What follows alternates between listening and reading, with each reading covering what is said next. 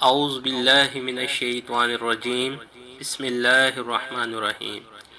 Rising Pakistan کے معزز ناظرین، السلام علیکم۔ میں ہوں رانا ندیم اور آپ دیکھ رہے ہیں رائزنگ پاکستان۔ نئے آنے والے دوستوں سے گزارش ہے کہ جنہوں نے ابھی تک ہمارے چینل کو سبسکرائب نہیں کیا وہ پہلے ہمارے چینل کو سبسکرائب کر لیں اور ساتھ ہی بیل آئیکن کا بٹن بھی دبا دیں تاکہ ہماری نئی آنے والی ویڈیو کا نوٹیفیکیشن سب سے پہلے آپ کو مل سکے۔ معزز ناظرین، انسان اور جن کا نکاح، یہ ثابت ہو جانے کے بعد کہ جنات متشکل ہوتے ہیں اور ان میں توالد اور تناسل بھی ہوتا ہے، تو کیا انسان کا جن اور جنی کا انسان سے نکاح ممکن ہے؟ اور اگر ممکن ہے تو کیا جائز بھی ہے؟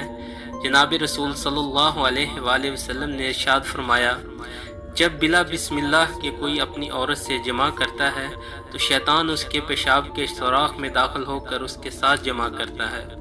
اس حدیث میں دوسری سند سے شیطان کی جگہ جان ہے اور امراض کی جگہ اہل ہے۔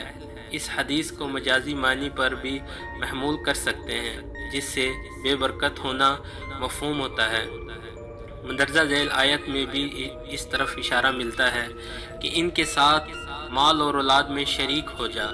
حضرت ابن عباس رضی اللہ تعالیٰ عنہ نے فرمایا، جب کوئی حالت حیض و نفاس میں عورت سے وطی کرتا ہے تو اولاد مخنث پیدا ہوتی ہے، ان کو اولاد جن بھی کہا جاتا ہے۔ اس کو ابن جریر رحمۃ اللہ علیہ نے روایت کیا ہے۔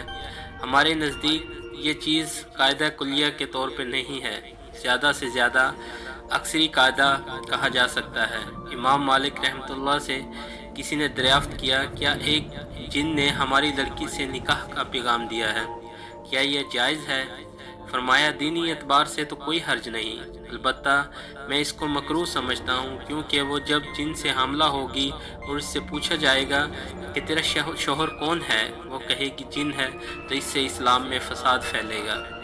جناب رسول صلی اللہ علیہ وسلم نے جن سے نکاح کو منع فرمایا ہے، اور حضرات صحابہ رضی اللہ تعالیٰ عنہ اور تابعین اور فقہا اور امثال نے بھی نکاح جن سے منع کیا ہے۔ اس کی دو وجہ ہو سکتی ہیں، ایک اختلاف جنس اور عدم حصول مقصد۔ اللہ تعالیٰ نے ارشاد فرمایا۔